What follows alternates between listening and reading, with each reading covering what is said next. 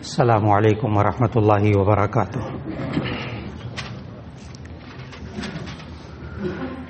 نحمده ونصلي على رسوله الكريم، اما بعد فاعوذ باللہ من الشیطان الرجیم، بسم اللہ الرحمن الرحیم۔ الذين ينفقون في السراء والضراء والكاظمين الغيظ والعافين عن الناس والله يحب المحسنين، صدق اللہ العظیم۔ اللہ رب العزت جو ہم سب کا بھی خالق ہے، ہمارے مزاجوں کا بھی خالق ہے، ہمارے جذبات کا بھی خالق ہے، وہی اللہ ہمارے نوجوان بچے اور بچیوں کا بھی خالق ہے، ان کے مزاجوں کو بھی وہی بنانے والا ہے۔ لیکن یہ نوجوان بچے اور بچیاں، ان کا ماں باپ کے ساتھ رویہ، ایک تو حسن سلوک تھا جو گزشتہ ملاقات میں موضوع تھا،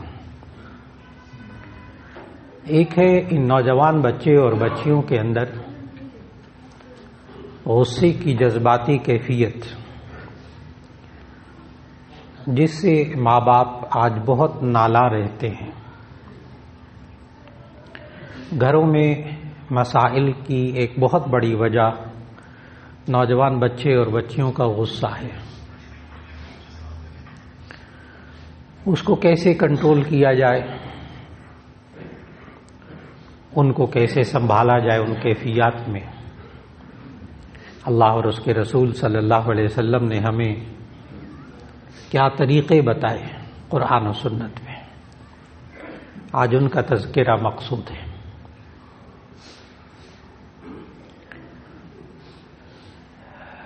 سب سے پہلی بات تو یہ ہے کہ جب ہم سمجھتے ہیں کہ جذبات کا خالق بھی اللہ ہے، سوچوں کا خالق بھی اللہ ہے، اور ماں باپ کی سوچوں کا خالق بھی، ان کے رویوں کا، ان کے جذبات کا خالق بھی اللہ ہی ہے،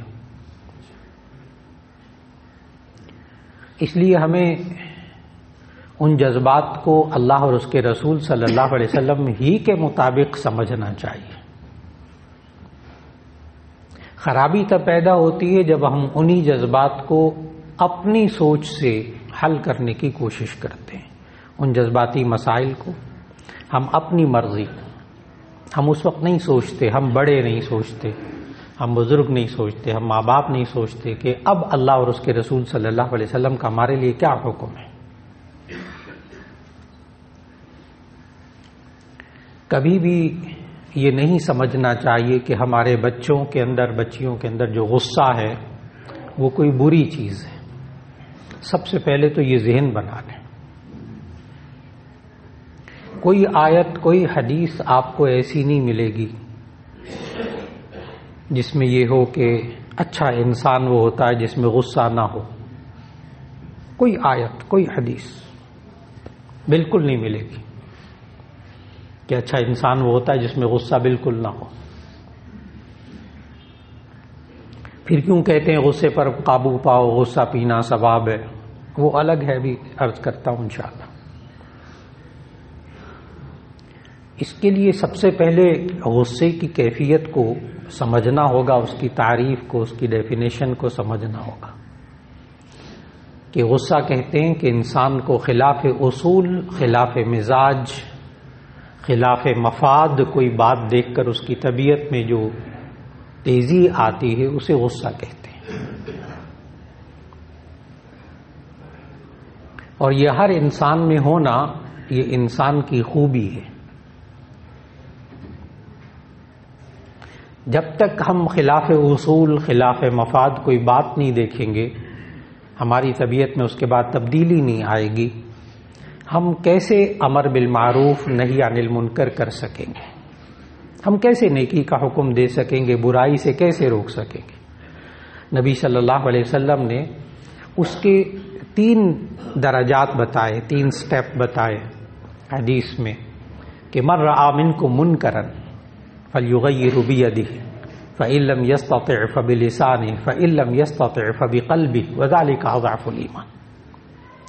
جب ہم غصے کی وجہ سے، جذبات کی وجہ سے اپنے نوجوان بچے اور بچیوں میں کوئی غلط بات دیکھیں تو اس کو قابو پانے کے 3 سٹیپ ہیں۔ غلط بات، اس کو پہلے طے کر لیجئے کہ غلط بات کیا ہے، یعنی گناہ کی بات۔ اللہ اور اس کے رسول صلی اللہ علیہ وسلم نے جس کام سے روکا ہے نا وہ غلط کام، بس بہت آسان سی بات ہے۔ جس بات سے اللہ اور اس کے رسول صلی اللہ علیہ وسلم نے روکا ہے، منع کیا ہے، وہ غلط بات ہے۔ جس سے نہیں روکا وہ جائز ہے۔ یہ انسان کے پاس، ماں باپ کے پاس، بچوں کے پاس، نوجوان بچے اور بچیوں کے پاس اس کی ووکیبلری ہونی چاہیے، اس کا ذخیرہ الفاظ ہونا چاہیے۔ ان کو بار بار ان کے اندر فیڈنگ کی جائے، ان کے اندر بھرا جائے، ان کے ذہنوں کے اندر کیا غلط بات، کیا صحیح بات، کیا غلط بات، کیا صحیح بات، بچپن سے۔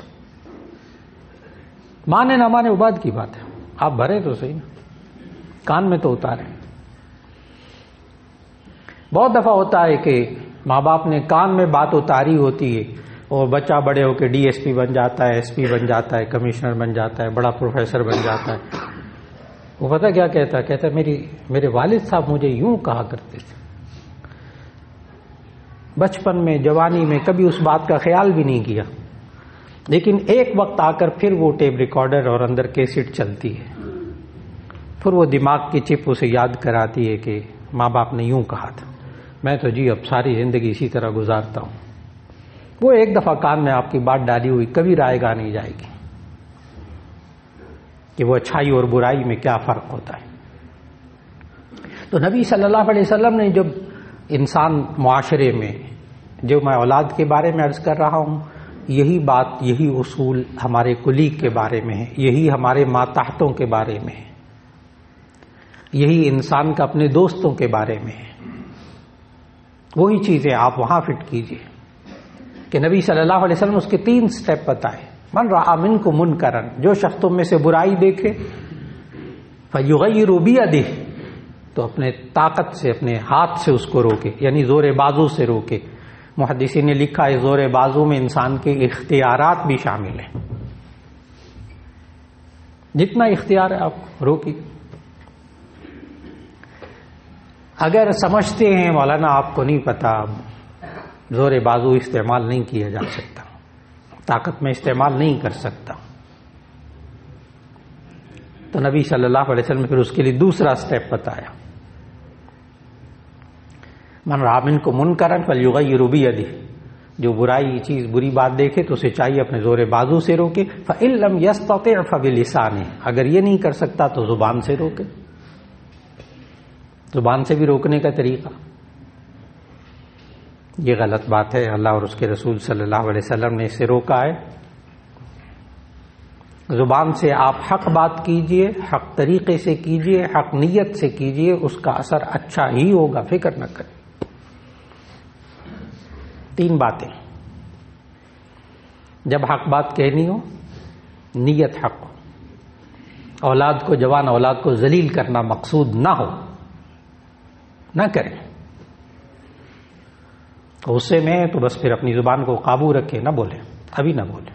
بچہ غصے میں ہے، ابھی وقت گزرنے دے ذرا تھوڑا سا۔ غصے میں تربیت نہیں ہوتی، غصے میں فساد ہوتا ہے۔ آپ غصے میں ہیں بحیثیت ماں باپ کے، ماں باپ غصے میں ہیں، تب بھی وہ بولیں گے، تربیت نہیں ہوگی، فکر نہ کریں، کچھ اور ہوگا۔ نوجوان بچے اور بچیاں غصے میں ہیں، اس وقت تربیت نہ کریں۔ اس کی وجہ کیا ہے؟ اس کی وجہ یہ ہے کہ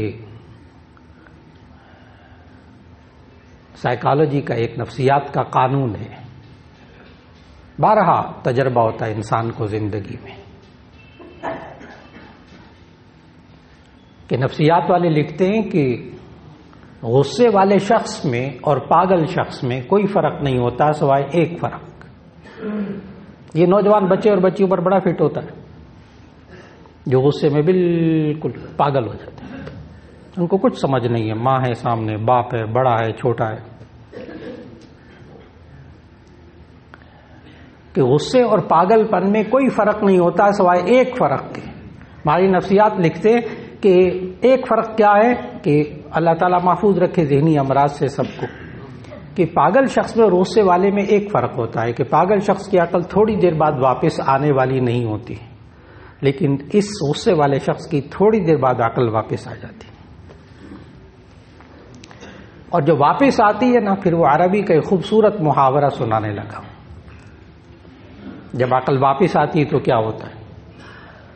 عربی کا بہت خوبصورت محاورہ، اپنے نوجوان بچے اور بچیوں کے لیے اسے دیکھیے گا، اور وہ ہے اول الغضب جنون وآخرہ ندم۔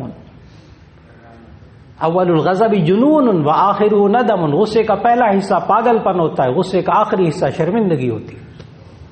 بڑے بڑے جیداروں کو دیکھا، غصے میں بول دیا، غصے میں کٹ دیا، غصے میں برتن توڑ دیے گھر کے، اگلے کی بے عزتی کر دی، بعد میں ندم، شرمندگی۔ اس لیے بچوں کو نا، نوجوان بچوں اور بچیوں کو اس کیفیت سے بچانا ہے، ان کو سمجھانا ہے، دیکھو بیٹا ابھی غصے میں ہو لیکن ابھی اپنے آپ پر قابو پاؤ۔ ابھی قابو پانے کے بھی طریقے عرض کرتا ہوں، قابو پاؤ، لیکن دیکھو ابھی تم جو کچھ کر رہے ہو کہہ رہے ہو آپ ٹھنڈے رہے، بحیثیت ماں باپ کے آپ ٹھنڈے رہے۔ اگر آپ بھی غصے میں آ گئے، ماں بھی غصے میں آ گئی، باپ بھی غصے میں آ گیا، کیس ہاتھ سے نکل جائے گا، معاملہ ہاتھ سے نکل جائے گا۔ آپ اس وقت صرف اتنا، بیٹا غصے کا پہلا حصہ اسی طرح ہوتا ہے، لیکن کوئی ایسا کام نہ کرنا جس سے کہ بعد میں شرمندگی ہو، جس کو سمجھانا ہوگا۔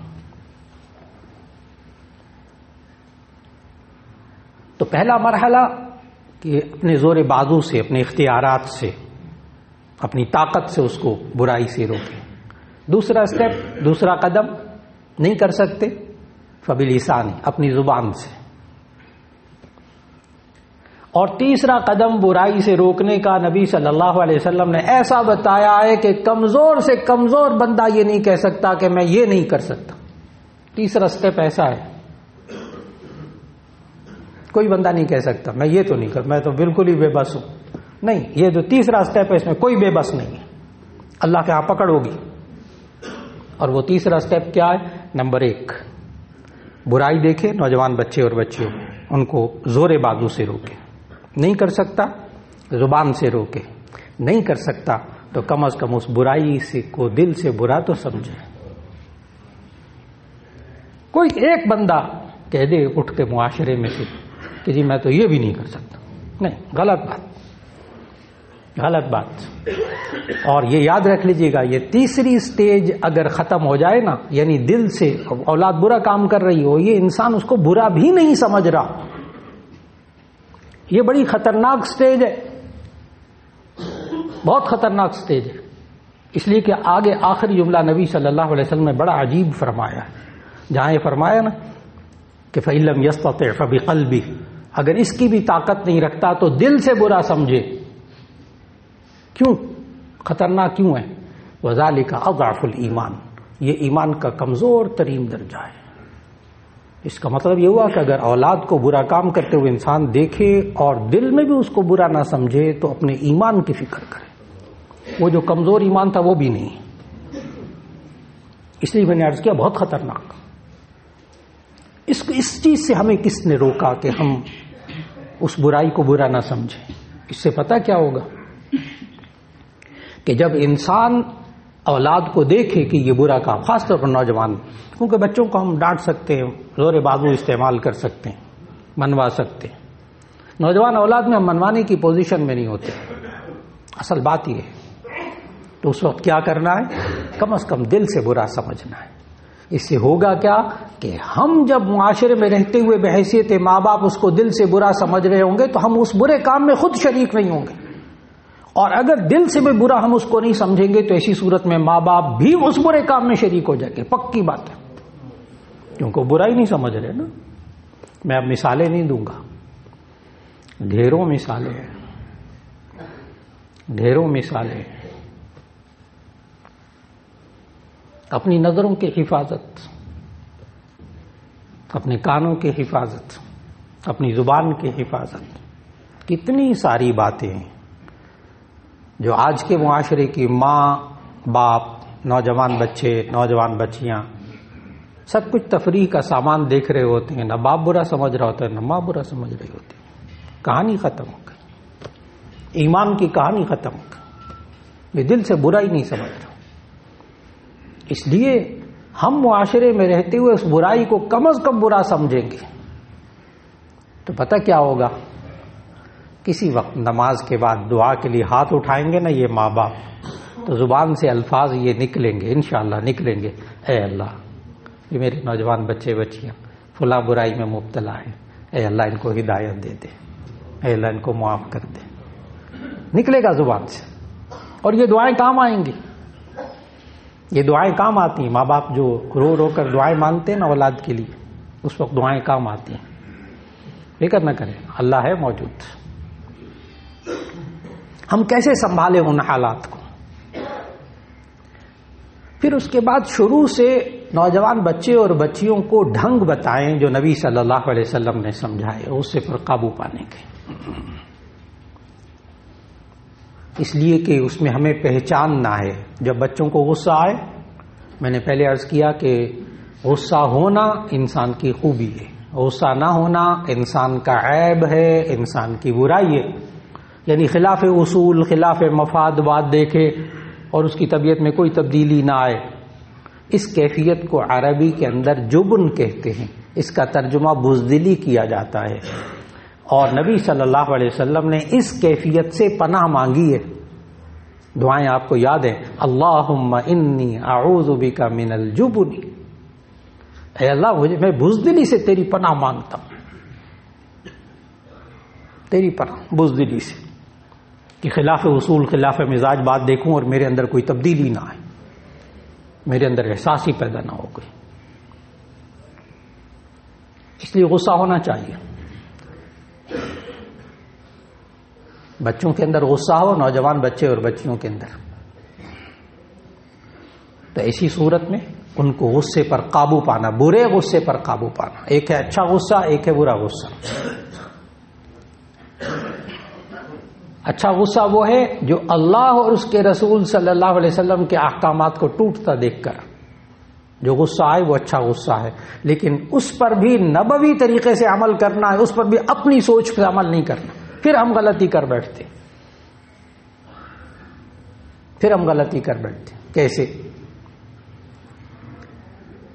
نوجوان بچہ نماز نہیں پڑھ رہا، صبح فجر کے لیے نہیں اٹھ رہا، والد صاحب نے کہتے رہتے تھے، ایک دن غصہ آیا، کھینچ کے لگایا، ظاہر ہے آگے سے کچھ ایسی باتیں سننے کو ملیں گی کہ رویہ بدتمیزی کا ملے گا، غصے کا ملے گا، نوجوان بچہ بچی۔ اب پوچھو کہ آپ نے کیوں مارا بچے کو نماز نہ پڑھنے کی وجہ سے، تو آگے سے کہتے ہیں حدیث میں آتا ہے بچے نماز نہ پڑھے ان کو مارو۔ جی بالکل ٹھیک، لیکن حدیث پوری پڑھنی ہے اصل میں۔ مروا اولادکم بالصلاۃ وهم ابناء 7 واضربوهم وهم ابناء 10 او كما قال علیہ الصلوۃ والسلام، جب بچے 7 سال کے ہو جائے تو نماز کا حکم دو، منواؤ ان سے، اس وقت صرف کہنا نہیں ہے، اس وقت آپ منوانے کی پوزیشن میں جب تک بالغ نہ ہو۔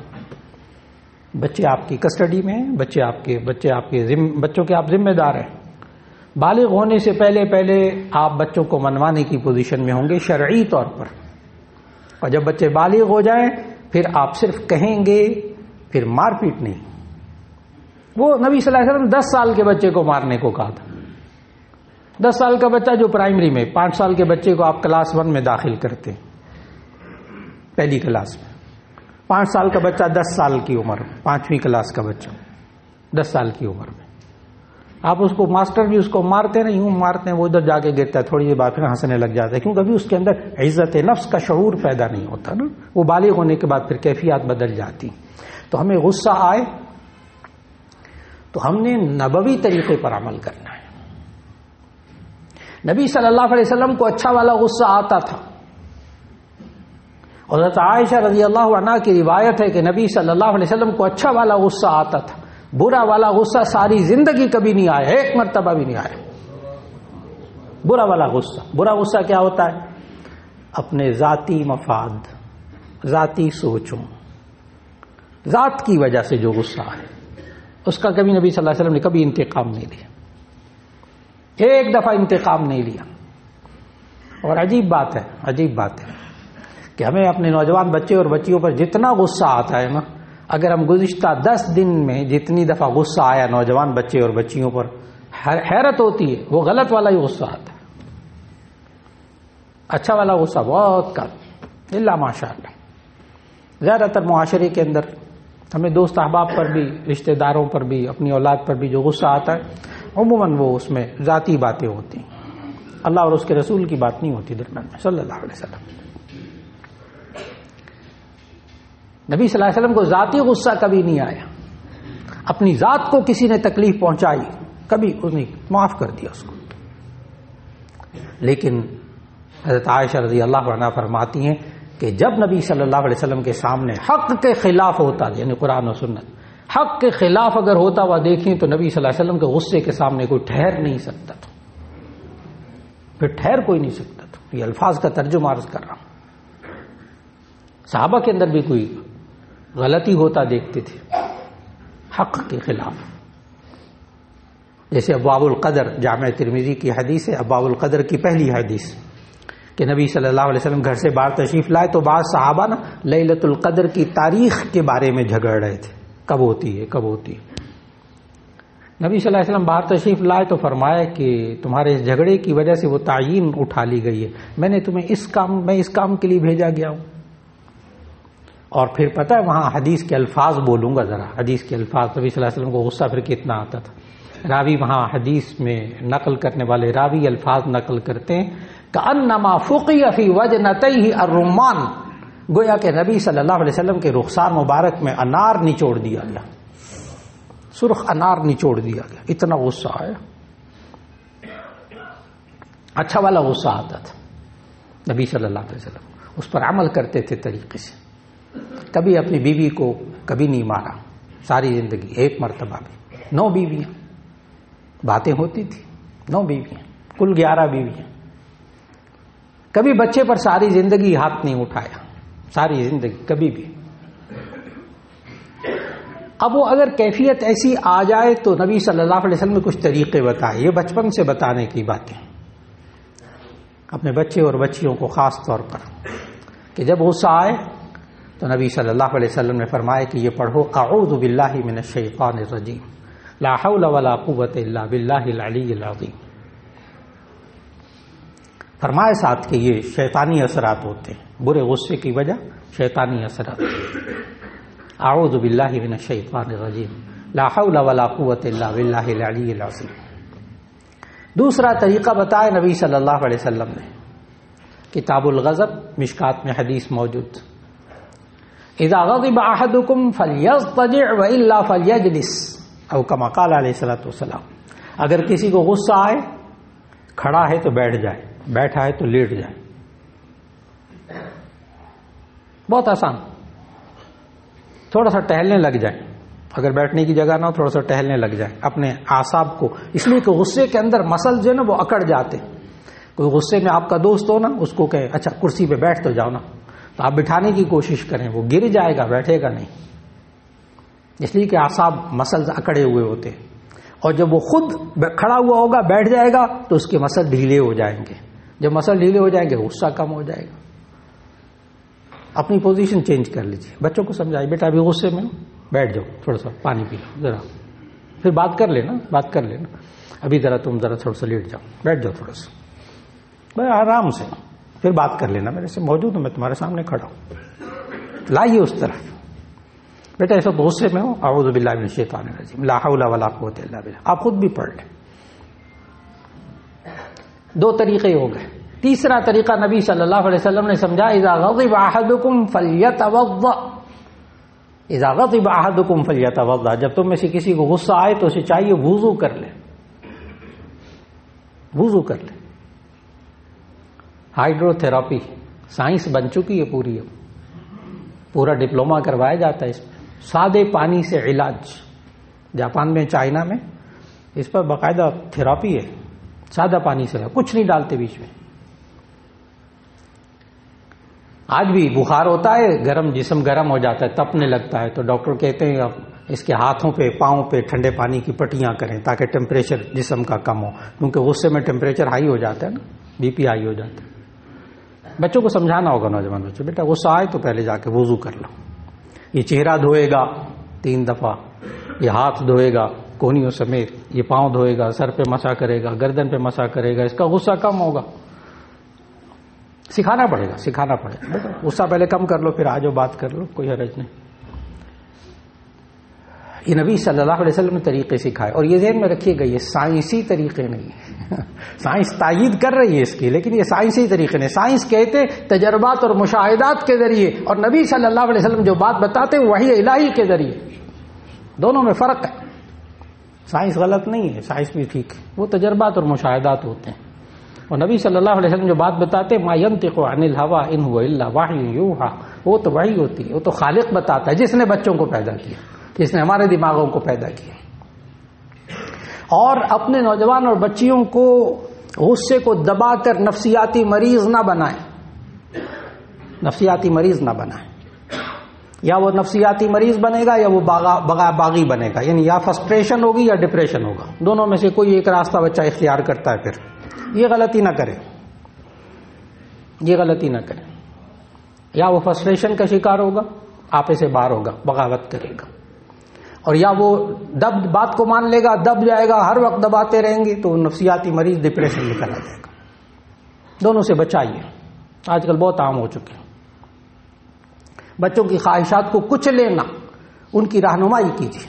زیادہ غصہ اسی پر ہے، میں نے شروع میں عرض کیا، خواہشات پر غصہ ہے، اس کو کچھ لینا، اس کو راستہ دکھائیں، اس کو اچھا اور برا راستہ دکھائیے، اس لیے کہ ان کو آپ نے بہادر بنانا ہے۔